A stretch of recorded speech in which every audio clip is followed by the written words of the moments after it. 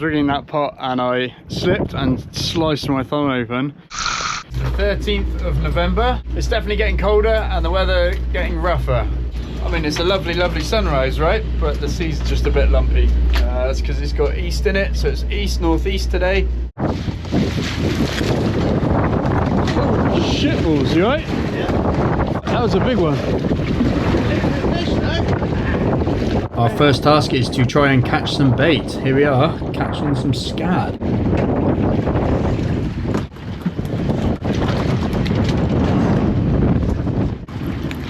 To be honest, conditions today are probably really a bit too much. We were really keen to try it, we're out here, we're giving it a go, but yeah. We stuck at it for quite a while. No fish though. I don't think the lures are working well in the weather. We did see the helicopter training. Yeah, we often see them actually, but quite cool in these conditions. Good morning, welcome back. I'm hunting a fish specifically for Oliver at the Pig's Ear pub in London. Conditions are much better today, and guess who's back? Ah, my pet dolphin. Here boy, here.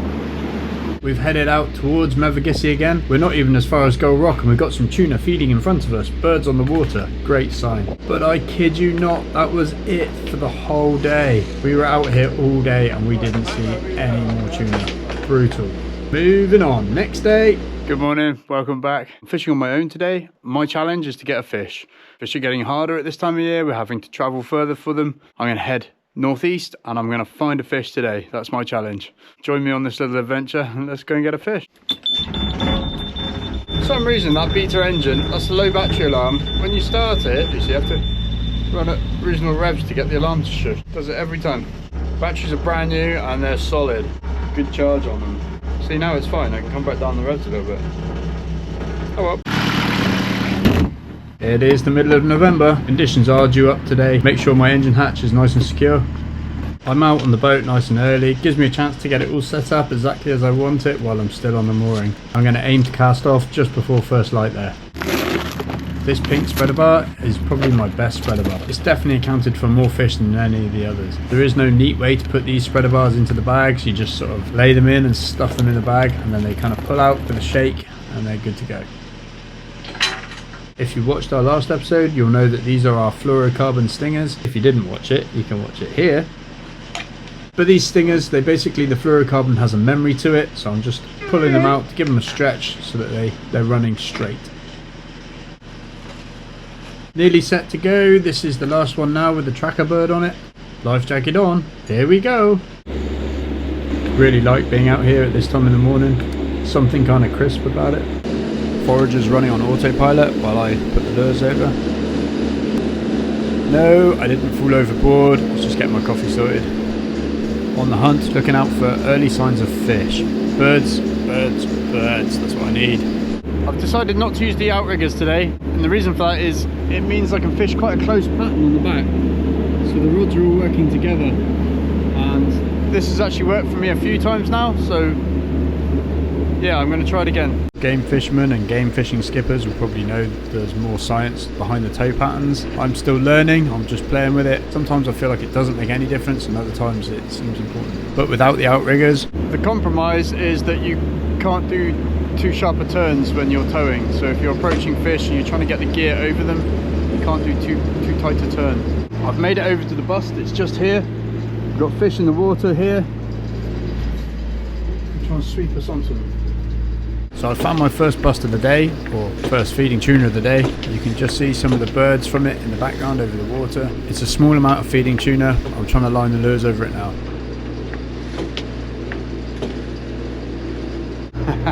Damn. Yeah, that's the first one. We didn't manage to hook on that one. Never mind. Look for another one. When a bust sort of ends, I think the tuna has sort of eaten most of the fish in the little shoal. Just watching to see if they come back up again. Or the shoal has broken up. The fish go deep and it can take time for it to regroup. No, I don't think so. Okay, continue the plan. And sometimes the bust will re-erupt, you know, 15 minutes or so, maybe 20 minutes after it first came up. So yeah. Fish have gone down, birds are on the water. Still got some birds in the air. Birds here as well. Definitely fish around. That's bust number 2, no good. Let's try for a third time lucky. These little busts seem to have gone, they're not coming back up now. Sea state conditions are good at the moment, and I'm going to continue pushing over towards the east, get a bit further over, go as far as I can before that weather starts to change.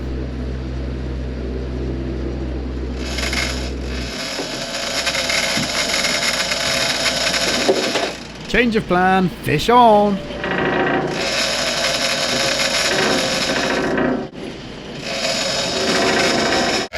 Fish on, yes! Okay, get the other rods in. Audio book off, come on Thomas, get this fish in. A quick check on my fish. Yep, still running, we're good.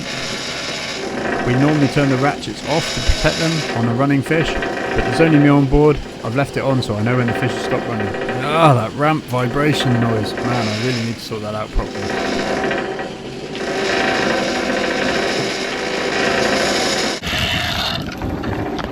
Clearing all the other rods, get them all out of the way.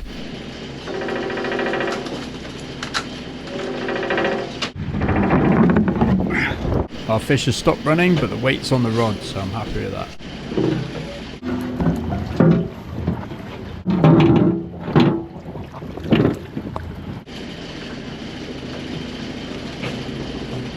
Another quick check on the fish. The rod's still loaded up.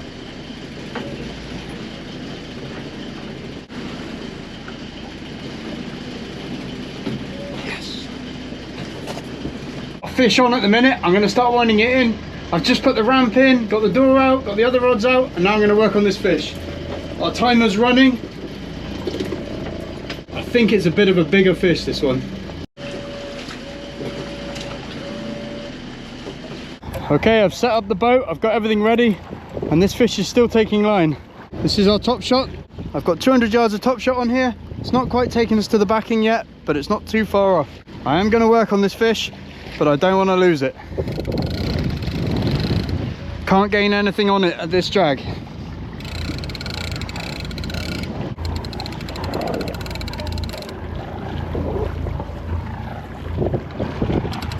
Starting to gain a bit back. Let's see. Slowly, slowly.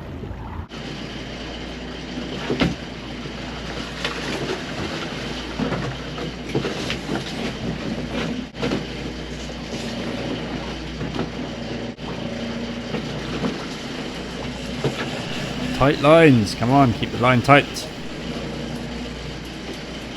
There we go, can feel it back on the rod now. Nice.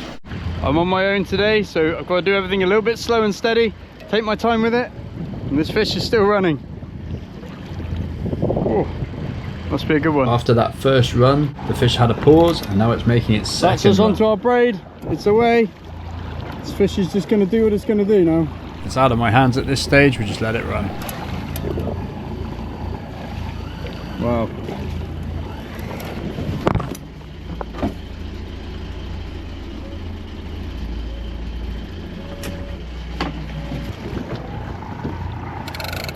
Still getting absolutely nothing back at the moment.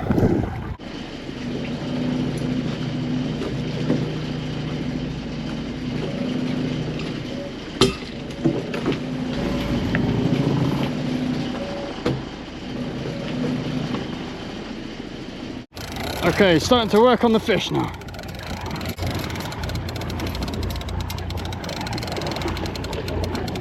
Nice and steady. I weirdly like that pinging tension line sound. The tension that this fish has on this line is why the braid obviously has to go on the reels in the first place under tension, you know? Otherwise it'd make a right mess.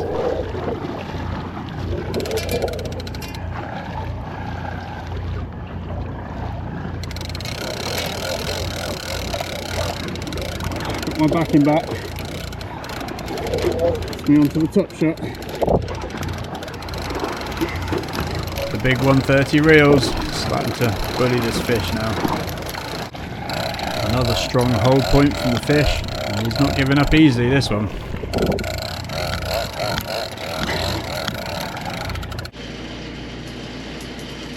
Living the dream. It's just me and this fish.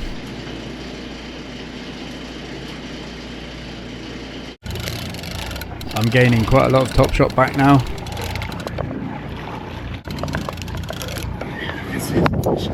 Our fish is getting a bit closer now. I'm going to put the revs on a bit, just a little bit, just enough to push the fish out the back of the boat so it's nice and clear. Oh, I can see it. This fish is holding at this depth, still got a lot of power in it, it's a very strong fish. Because it's such a strong fish, I'm thinking it could be a bigger fish. I'm gonna tie a line to the end of my grips, my mouth grips, just in case.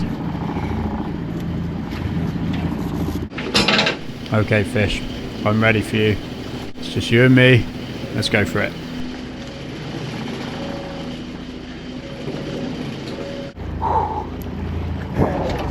Just taking line again, seeing the boat. I'm ready, but the fish is not ready. Come on, fish.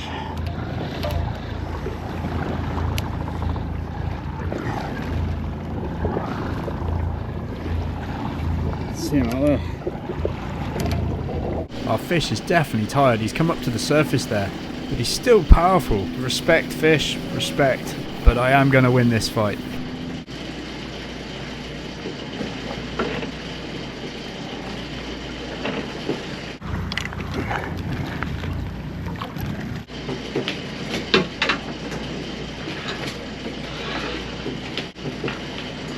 I've got him. I have to admit, it's not a massive fish. I am surprised. It put up a hell of a scrap. It's not a small fish though. 80, 90 kilos, guess.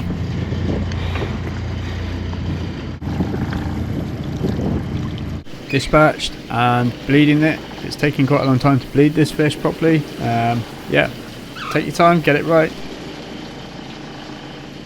Next up is the Shinkei Jimmy wire. It's part of the Icky Jimmy process. You'll be very familiar with it if you're watching my videos. Each fish is different size, different length. The Shinkei Jimmy wire should go in quite nicely, quite easily. When you meet that solid resistance of the wire, then that's kind of it. Yeah, there, that's it, the solid resistance. So we Icky Jimmy our fish. This is a Shinkei Jimmy wire. Just run that down the spinal column as far as it will go. That's it there. And then I can take that wire out now.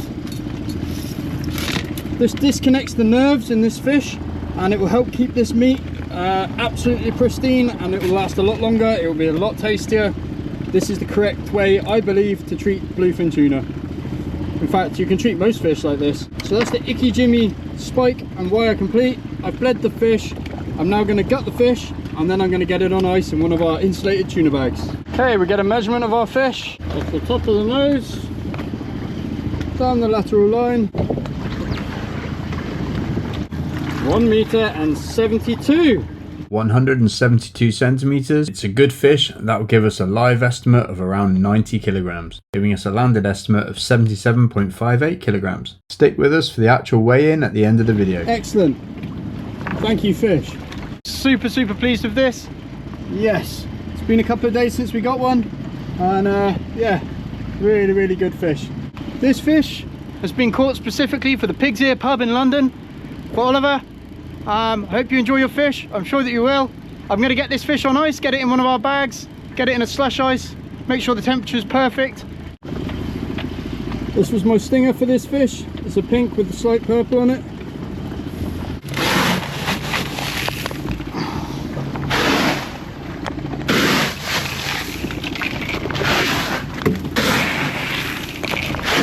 This is something I've started doing. It's a wedge. It's actually a yoga wedge, but it wedges under the fish quite nicely and it stops them moving around at all on deck. Really handy. I'm icing inside the cavity of the fish as normal. We'll push that right in a minute and then I'll fill the rest of the bag up with a slush ice.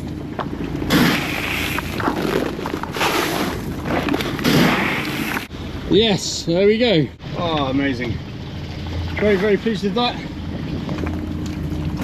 I'll make a slush ice now with the saltwater hose.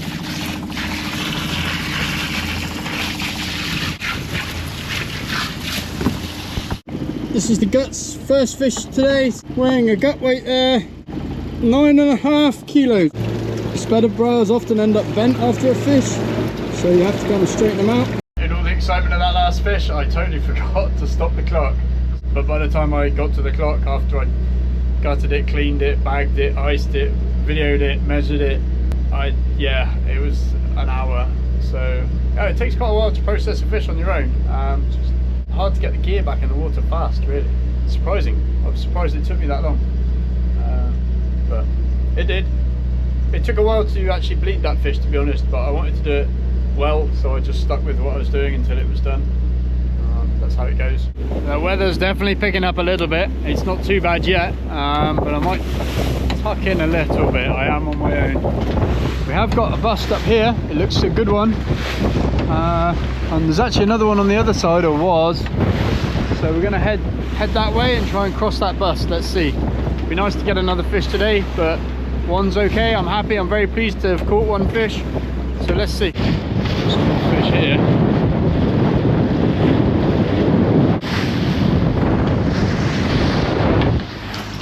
That wind's definitely freshening a little bit. I've just tucked back inshore there, and the weather's absolutely fine in here, no problem. And I've just spotted another bust back offshore, so I think I'm going to work my way back offshore. I know that I can just leg it in and tuck away out the wind if need be, really.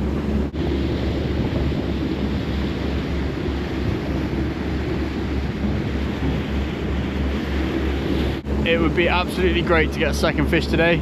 We're still working away at that quota, hunting for fish number 2. There's a few tuna fish here, just feeding slowly on the surface. It's nipping at flies, that's what I call it.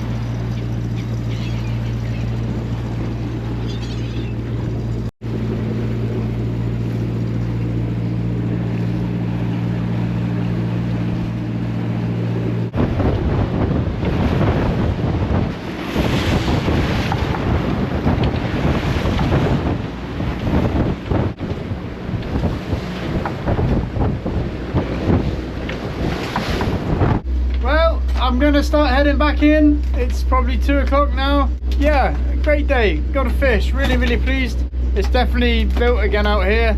Yeah, feeling those gusts really. I'll tuck into the land again and we'll go back in this time. Enough's enough, but never say never. The lures are still out. Fish right here. Birds know about it. Whoa. Go, man. Oh, yes.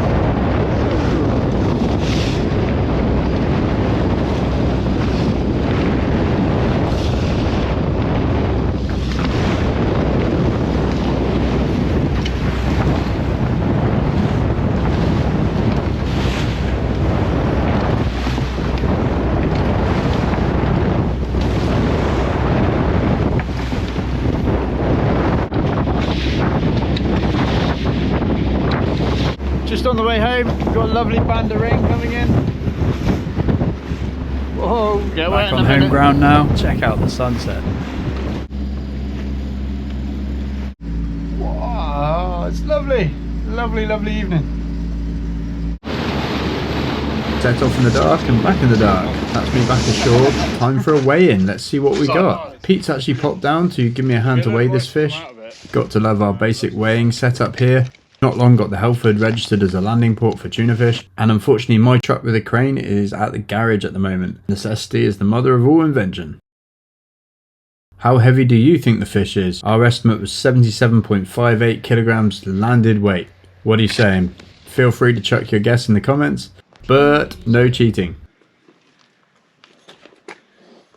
How close were you? 72.2 kilograms landed weight. So to work out the live weight, we need to do 72.2 times the correction factor, which is for the head, guts and gills of 1.16, and that will give us 83.75. So a live weight was 83.75 kilograms.